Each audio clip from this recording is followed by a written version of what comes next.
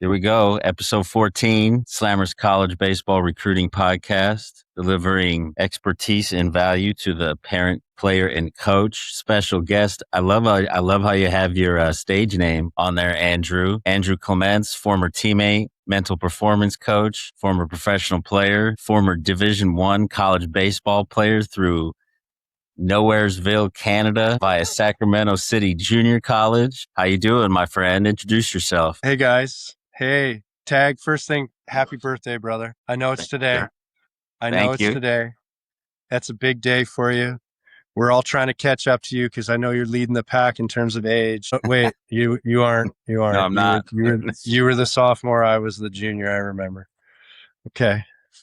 Hey, my name's Andrew. It's great to see you guys.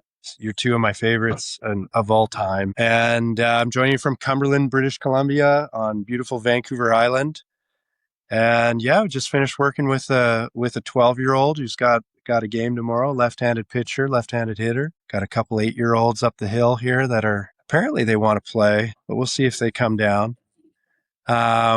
Quickly about me, I was lucky enough to play NCAA Division I baseball. And as a senior, I had the opportunity to play for Nino Giratano, who's on this call, and one of my great mentors and friends to this day. If it wasn't for guys like him, I don't know where I would have ended up, but just to have that opportunity to be around expertise and to get a chance to play every day was something that I cherish, something that's, informed the rest of my life moving forward. After I finished playing college, I got a chance to play independent ball, played for a couple of years before I hung it up. I then coached the top high school age kids in the city of Vancouver in the British Columbia Premier League, was head coach of the Vancouver Mounties for 4 years, was also part of the select coaching staff for Team British Columbia. I was assistant coach at the University of British Columbia while I was doing my master's degree in kinesiology and coaching science. And baseball took me a long way. After I finished my master's degree, I got really into the practice of yoga. This was a nice segue for me, having built a physical discipline for all of my youth and early adult life in baseball. And for that to have sort of wrapped up, this perfect avenue opened up for me to dive into this practice, which very early revealed a lot of the sports psychological techniques I was trying to experience as an athlete. You know, when we're performing physical asana or posture, we learn very quickly that the relationship to the breath and the mind is very syncopated. When the breath is short and choppy, the mind is very busy. And when the breath is long and smooth, the mind becomes a little bit quieter. So learning to perform with right effort, being in the moment, understanding and controlling the breath were all things that were very familiar to me, yet very elusive as a professional athlete. And since then, I've built a movement methodology. It's called the Form Coaching Method. And I have had the great pleasure of working with teams and athletes in around conscious movement routines, mental training paradigms that hopefully can help prepare their physical minds and bodies to compete at the highest level. And I'll leave you with this in my introduction, is that the root word of competition has less to do with me beating you or beating somebody else, but more so the etymology of the word translates as striving together. So every opportunity that we have at the plate, in practice and at bat and inning that we're going to throw is an opportunity to test our highest selves against somebody else's highest self. And I think if we can reframe competition that way, then it becomes more of an intrinsic internal quest than, this outward need for validation or, judging against ability, that sort of thing. It's really about the quest of understanding the mind and being able to show up in those moments to perform at your highest ability. So that's where I get my kicks from, and I'll leave it there. Thanks so much for having me. Wow, Coach, in 14 episodes, I got to say that's probably the best intro. Yeah, that's the best intro that we've had. That's outstanding. We'll get back to the your performance coaching quest that you're on in a minute. How did you make your way from being a Vancouver high school baseball player? How did you make your way into the United States to find a junior college? What was that process like? We got a lot of our audience is our parents and players that are trying to find their way. to a university. How did you make it happen for yourself? I think it was a lot of, this sounds really cliche, but, it's a lot of luck and it's a lot of hard work. I was lucky to play on a high school team that was stacked. In fact, a friend of mine, Ryan Dempster, won a World Series with the Red Sox in 2013. So he was our starting pitcher, and he was apparently pretty good. I had another guy on there, Simon Pond, who had a cup of coffee in the big leagues. So our high school games were pretty packed with scouts. And I was sort of the third rung player on that team. I played first base, a little bit of infield. I hit left-handed. I could run a little bit. And I was lucky enough to meet a scout named Don Schwery, who was with the Texas Rangers. He was good friends with Tommy Lasorda, and he had drafted a couple guys. And I remember him saying to me, "Hey, listen, I think you need another year. I think you need a year of junior college ball, and then I'll draft you." And he said, "You should go down to California. You should check out Sacramento City College and Jerry Weinstein. He's running a premier program. And, maybe have a couple other looks at some other schools, but I think that's the path for you." And so I made a trip to California, and I went to Sac City, and I met Jerry, and I eventually ended up playing there. Unfortunately, Don passed away. Don Schwery passed away the day I left for college, which was really, really sad. But I got to play for Jerry Weinstein, and I very quickly learned that being a kid from Canada, somebody that played baseball 3 months out of the year, I was at a very distinct disadvantage, moving to Sacramento where guys have been playing 250, 300 days a year. So it was a lot of work to get there, but, not a direct shot, but, yeah, it's sort of how it came together for me was a little bit of luck and a lot of hard work. When you sh- how did you market yourself to Sac City Junior College? Did you just show up and then make the team? Was there any communication before you showed up on campus? What was that like? That's a good question, Tag. This was 1994, so it was, the world looked a little different. And as far as I remember, I had a good recommendation from a scout, and it opened up for me a little bit. But when I got there, it wasn't straight ahead. I mean, I was 8 or 9 position players deep at my position. Like, I was at the bottom of the barrel. I guess just to get back to your recruiting question, I went and saw another school up there, Mendocino College. And I remember just thinking, it's pretty far away. And, at least a flight from Sacramento to Seattle is something that's doable rather than a flight to Sacramento and a 2.5 hour drive to Mendocino. So a lot of those factors went into the decision. But, as far as I remember, it was a good recommendation from a scout, and really taking the opportunity to go down there, make the calls, meet the coaches. Andy McKay was the assistant coach there. He's now the director of something or other with the Guardians. He's had an illustrious baseball career. So I remember just sort of walking around with him and him saying, "We've got a place for you. This is a great place to play. You're going to learn a lot. It's not going to be easy, but if you want to come down, then this is where I think you should be." And that was the decision that I made. Coach, I know you got a great question. I got all kinds of questions for the guru right there. What do you think was the most challenging part when you got there, other than not having played? What was the biggest challenge for you personally? Undoubtedly, just the adjustment of living in a California city, getting to know my teammates, being away from home for the first year. And from a really vulnerable place, like being an 18-year-old coming from Canada to the US, it's culture shock. I mean, there's more people in California than there is in all of Canada. And so, I come from a province of 5 million people. There's more people in the Bay Area than there is in my entire province. So it's a big adjustment. The culture shock was huge. And, call it a identity crisis, call it whatever you want. It wasn't an easy time. I had to, anybody that's coming up in youth athletics, I always say that to youth, is like, where you guys are at, I wouldn't trade positions with you in a heartbeat. Because it's hard. Right. That's a really hard time. And you got to dig down and you got to find the bits of yourself that ground you to reality, that you figure out what you can control. And for me, it was effort.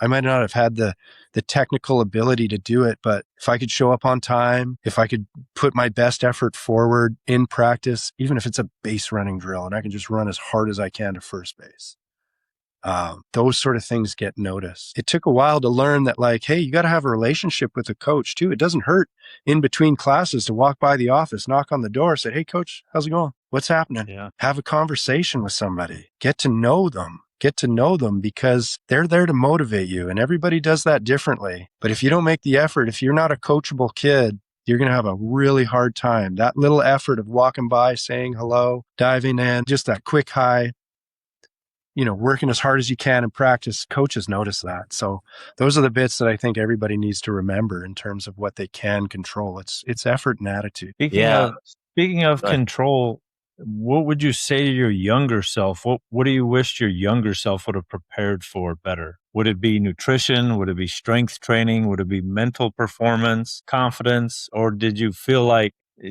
you wouldn't really tweak anything? But if you could go back, talk to your younger self and say, you know what, these are some of the things we need to do a little bit better to be prepared. I think that's a great question, Coach. And I think that's changed a lot for me over the years. And this is coming from like an injury perspective, because I hurt my shoulder pretty early and my arm strength was something that it should have been, it could have been healthier. But I always had this idea that I could make it up in the weight room, that I could make that difference up in the weight room. And my issue, all of this comes back to knowing who you are and knowing thyself, really, I think is the big one. And so for me, I knew that my level of activation, I wish I'd figured that out earlier, that my level of activation was naturally higher, that, going and doing the extra work was something that was intrinsic for me, and that actually I couldn't play baseball as well as I wanted to with a football mentality, like, hardcore, get in there, really do it so naturally, I had to bring my level of activation down a little bit so that I was a little bit more relaxed. I was a little bit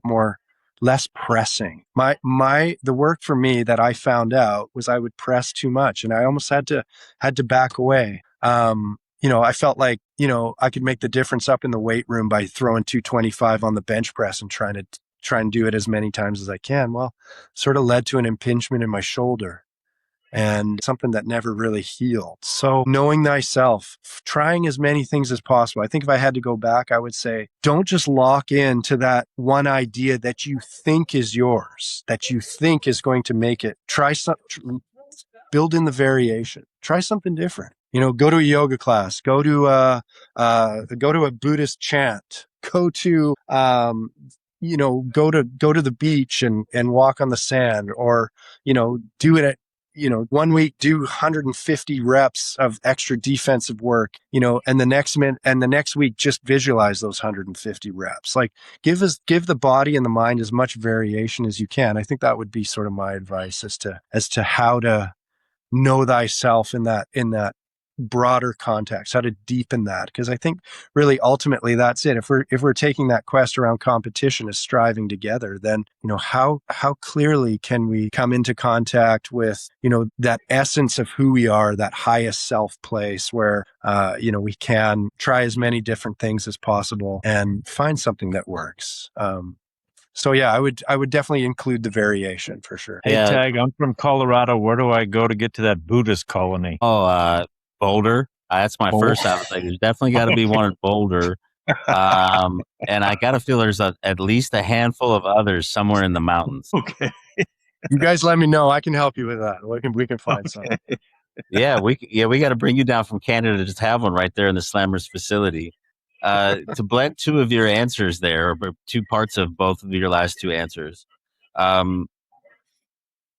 You mentioned having a relationship and being proactive in creating relationships with coaches, and then getting a chance to know thyself. I think that particularly this generation, with the roles that coaches have, and in this digitized age, that there's a very head down and players just kind of receive the information. I think it's really important to be proactive in creating a relationship and ask questions of your coach, right? So, because the first thing that I'm thinking is that if I'm a 14 or 15-year-old kid and it's know thyself, that's a really tough concept, right?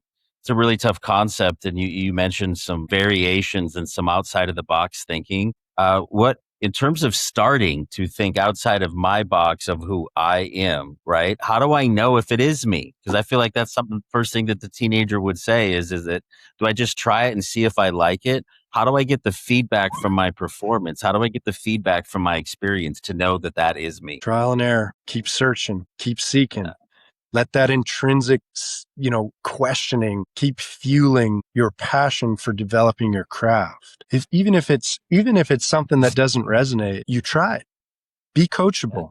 Coach asks you to make an adjustment, make an adjustment. See if you can make that adjustment. If he sees you actively make it and it doesn't work for you, then it's up to you to change it. It's up to you to be able to communicate how, that you've tried something and maybe this isn't working, or continue the dialogue, right? Like, nobody knows. We're still at that place. We still don't know, what's good, what's bad. We just have to take the idea of, right, I'm here to try to get better. That's my intention. I want to be the best player that I can.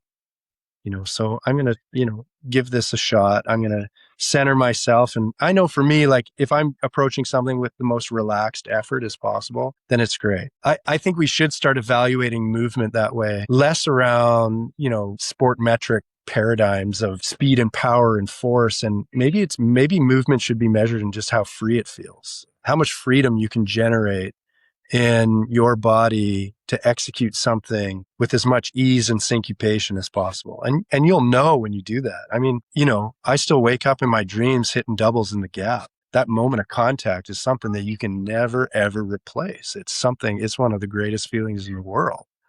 Okay, but that's freedom. That's no mind. That's beginner's mind. That's, being in the moment and being on time. That's like the essence of rhythm. That's the essence of connection to the experience. So that's where I'm like, I want to search for that, like balls and strikes and average and home runs. Okay. All really important stuff. But again, nothing that we have control over. How do we get ourselves prepared to be as fluid and effective as possible in that moment, to be as free in movement as possible in that moment? We got a guest. Koa's saying hi. What's up, Koa. Koa? How you doing, Hello, buddy? Koa. Good. Getting tall, buddy. Yeah. Hey, Got her haircut hey- too, huh? Hey, Koa, we're gonna ask your dad 2 more questions, and then he can throw you some batting Okay. practice. Okay? Yay. All right. See you, dude. All right.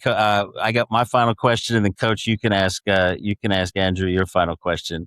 My question for you is: how does a young player manifest right effort? I think that's a good question. Again, that discussion we had around level of activation, that's something that's really important. You need to know yourself. You need to know that, maybe there's some days that I need to get it up a little bit. I need to bring the energy up a little bit. Maybe there's some days where I need to, I'm feeling really nervous. I need to find some strategies to get myself into a competitive frame of mind. And it's, okay, so then we build in practices, right? I think if we learn that breath right away, we start connecting to the movement of the breath in the diaphragm and starting to understand this concept of belly breathing like as if it were a balloon inflating to all sides of the abdomen evenly. The inhale, there's a bit of tension. The exhale, letting the body go, letting that relaxation occur. Maybe it's a sensation in the feet, finding all 4 corners of the feet connected to the earth, seeing and feeling that connection of balance. Right effort comes from there. It's not too much. It's not too little. It's somewhere in the middle. And everybody needs to explore that for themselves because it's a very subjective experience. And, I knew for me when I was going good, I would get to I would be in the batter's box and there'd be a sensation in my hands where I was like, I can't feel my hands right now. Like they feel great. And the only thing that I would think about was mechanically, I'd have 2 things that I'd say to myself. Foot down, ready to hit would be my mechanical piece. And then the physiological essence that I wanted to create, I would say free and easy, ready to hit. And those two phrases got me through hundreds of at-bats that you're just, okay, here I am. Yeah, you're understanding the situation, but let it come from that sense of relaxation. So if you're building in those practices on a daily basis outside of the competitive sphere, outside of practice, it's like a muscle, like anything. We have to build in time to figure out how to relax, time to figure out how to connect to ourselves. I think right effort comes from that. Coach, before we have him tell people how to find him, what do you got? Well, so much has been said about strength training, right? We always, all these kids are trying to get stronger, bigger. They're just trying to do it in a hurry because we've pushed it on them. Like, if you guys want to compete, you got to be strong enough. Talk about the flexibility and the explosiveness component with strength. So not necessarily size, but maximizing that. How much time do you think has to be put in daily?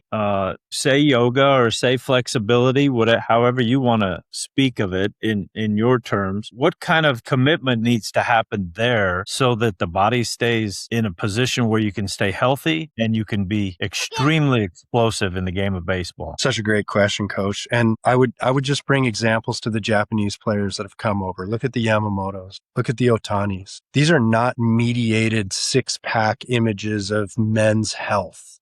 Okay, this is not the ripped bodybuilder that Tag and I were exposed to as players. Man, we played in the steroid era.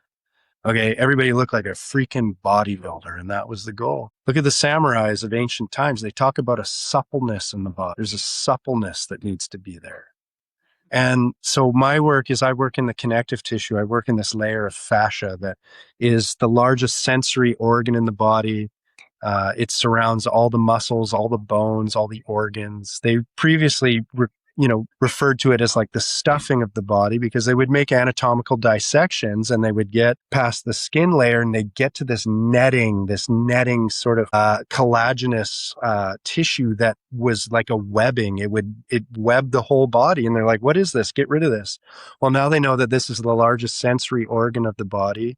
It's where we store all our muscle memory. It's where we store all our emotional memory. And for a lot of us, that fascia, that connective tissue, can be very dehydrated. In fact, they're saying 90% of the injuries happen in the ligaments, in the tendons, in the cartilage, in the connective tissue. So when I started working in this layer, the fascia was like, the dried up sponge that you found underneath your sink that had been there for 3 months. It's rock hard. And even if you held it under the tap and under water, it wouldn't absorb any water. You have to palpate it. You have to move it and squish it, and then it becomes hydrated again. Same thing in the body. We have to learn how to obviously keep the body hydrated, but there's a specific series of exercises that was taught to me by a master teacher, and it's called the tensegrity repair series. So it's this idea of tensional integrity of the body, meaning that the body needs to be equal in its tension and equal in its relaxation. So a great example of looking at the fascia is like watching a cat jump from the floor up to the kitchen counter. What does it do before? It kind of shimmies a little bit and like gets down low and then gets really springy. It's not something that that cat had to train for, just by virtue of it finding its connectivity to its body, to figuring out its alignment. It's a very natural thing, is what I'm trying to say. To put it in perspective, the research says anywhere between 6 weeks and 24 months of consistent fascial training that we can build back this silk-like bodysuit. And unlike traditional strength training exercises where we all know you go to the gym, you lift hard for a month or two, and you take 2 weeks off and you're like, all your gains are gone. You lose all that. Research is saying anywhere from 6 weeks to 24 months of consistent fascial training, the impression that you make on this layer of the body is for life. It's for life. You'll have it. You have this understanding of, how to get back into that layer, how to perform from that layer, how to let the body be elastic and reactive and connected. It's a lot of the autonomic nervous system. You slip on ice and you catch yourself. That's the connective tissue. That's the fascia. It's reaction. It's happening in a way that is out of your control. So I think if we can access this layer more, and to answer your question about the duration and the timing of it, I was fortunate enough to work with the University of San Francisco in 2013 for their entire competitive season. And we worked twice a week for 50 minutes after practice, just on some of these really relaxed effort exercises done at 60% effort, a lot of them on the back, focusing on the breath, legs in the air, connecting to this one muscle of the body. And we were lucky. 98% of the players on that team reported a performance-enhancing benefit to the work. They used words like calming and clearing to describe their physical and psychological sensations. And man, we got selected as an at-large bid for the 2013 College World Series that year. I mean, that was a special group and a special time. Adam Simber was on that team, and him and I developed a great relationship. He actually recently told me, he said, man, that was some of that work that you gave me I did that every day in the fourth inning before I had to go out to the bullpen. It was just something that set me up for that piece, to be in that relaxed effort, to be in that highly competitive place of knowing thyself. So, it was a special time, and I'm really grateful to you, Nino, for providing that opportunity for me that year. So yeah. Man, you nailed it. You better go throw some batting practice before you cut out.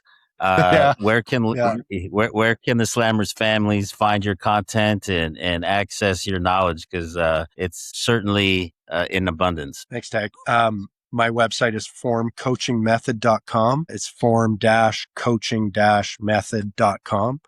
And it's Andrew Clements. You can find me on the internet at Form Coaching Method is the best one. I have an Instagram profile as well. And yeah, please reach out. Let's have a chat. I can do a lot of my work virtually as well, but I'd really like to get down and see you guys and meet some of your players. That would be amazing. Absolutely, man. Hey, go get Koa better, man. You throw as good a BP as you used to hit the cutoff man in the outfield. I'm going to take that as a facetious slight against part of my game. So I'm just going to refuse to answer that question. Hey, Andrew, who cut Koa's hair? Why? The boy had great flow. Who's messing with the flow of his hair? It was his decision. His decision. He got to a point where he said, this Native American tradition of growing your hair until you're 7 years old is it's over. I'm 9. I can make this choice. And he's done it. And his grandparents were really happy.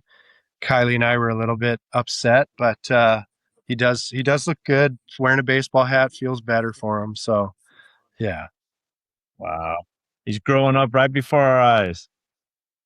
Oh, yeah, man. It was just a little while ago where we were hanging out at Nat Bailey Stadium watching Nico play, and he was a 1-year-old. That was wild. God, seems like yesterday. Right? Hey, birthday boy. Up, man. Happy birthday. Thank you, sir.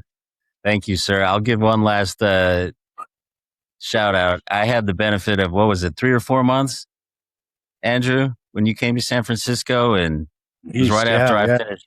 Yeah, right after you finished playing, we went through daily tensegrity exercises, and I still reap the benefits of that today, man. No joke. I feel like, man, you're in an entirely different dimension of untapped performance enhancing benefit. Not only are you a great friend, but dude, you know what my name is for you. I call him the Move Guru. That's what he saved in my phone is the Move Guru. Cause, and I wish I know how we met was because of our age proximity, but if I could have tapped into your knowledge when I was still playing, I know that I would have had a better career that would have felt better, and it would have been easier on the mind to perform in. So, man, thanks for making this happen, and thanks for the birthday wishes. Love you guys. Appreciate it. Love you, Andrew. Man, love you too. All right. Talk to you soon. Thanks, I hope Andrew. I see you guys soon in the flesh. Let's make it happen. Absolutely. Coach, you want to stay on for a couple? Sure. Yeah. Later, guys. See you, buddy. Yeah. Man, he's good. Outstanding. As a coach, when you had him around the team, what did you observe? And you had him around that team that entire season. What did you notice? What happened? There was some pushback from a group of kids because it was new and it was just so different, and it was so difficult for a lot of them. And then there was a group of players like Adam Simber that understood this was the key to unlocking some of their potential that they hadn't reached. So it was different. But I think the thing that I probably noticed the most was it was a safe place, because it was that 40 or 50 minutes with no electronics whatsoever. Couldn't plug into music, couldn't plug into TV, couldn't plug into anything. And you just had to be in your own thoughts, and you had to figure out how to move your body. And I think it was so true to the game of baseball of being in your own thoughts and being able to move your body, whether that's defensively for those 2 or 3 seconds, whether that's offensively, as a hitter, whether that's pitching wise to execute a pitch, base running to see the ball and react. I mean, it's just so true to how our body needs to explode. And I know we pushed that, but man, having him around was it was relaxing for me. Yeah. Particularly now in this, we're always on, right? Yes. And I feel like, what's unique about experiencing a practice with him is that you learn how to turn your mind off, which in competition and in performance athletics, a lot of times turns the reactive state of the body on, right? And his movement method and his form movement method is about learning how to relax while the body's moving. Um, and I've he and I have spent a lot of time talking about how you could ever like set up, and that's what's hard about it is that it's really tough to A/B test and give a scientific method to like when you use them and when you don't, like type of a thing. But I feel like you can see it. Tell me you couldn't see it in the energy of the bodies after they would do 2 50-minute sessions. The energy that is in the body of the players is just different when they come out of a session with him. Fantastic just to see, and not only physically but mentally, the energy they had mentally was way different. It was like they were re-energized, like they plugged the computer in and the battery went to 100%, and that's after a full day practice, weightlifting, everything, and they were energized for the rest of the day. But I think what Andrew's doing, and I know the world is getting closer to it, but back in the day when I played, that there was no weight training. It was like, no, why do you want to get big, strong, and stiff, right? And then we hit this plateau where we're like, man, everyone needs to get stronger. And I think this is coming now where there more organizations, more people are starting to understand, and you see it in pieces. You don't see it in large groups yet, but you see it in pieces of players that you're like, wow, they're just extraordinary things are happening for these types of players. So you look at Mookie Betts, and people are wonder how Mookie can do what Mookie does, and I'm sure it's a lot of this is exactly what Andrew's talking about. Yeah. Yeah. The emphasis on strength and size at the age of the players in our audience that we're talking about, it's very single dimension, right? You want to get faster, you want to get stronger. And so then you put resistance and then you fight gravity on the way up. The reality of the movement, you've mentioned movement on multiple episodes. You're a movement expert and you watch how they move. It's about how you move, right? It's about, so it's not just up, down. It's not just straight. It's in a 3-dimensional with precision and timing space that if you want to maximize your potential as a baseball player, whether you're a position player or a pitcher, you are rotating, right? So, I was wondering how he was going to answer the time question from you. And to think, I'll leave it here for us on the episode, and you can give a parting shot. But I'll leave this as a challenge to the players and for the parents who listen to this, and perhaps their player doesn't. But do some inventory on how much time you spend on your phone, and go into your settings and look at how much time you spend on your phone every week. And he mentioned 50-minute sessions twice a week. What he's got and what his method is, if it was a 2-hour per week investment, and you just traded out your screen time for 2 50-minute dedicated intentional practices, I'm telling you, the performance enhancing benefit would be clear. But I will also tell you that the mental clarity will make everything that you do and all of the sacrifices you make to try to become an elite performance athlete, it becomes more fun and less taxing in just 2 hours a week, no doubt. Unbelievable.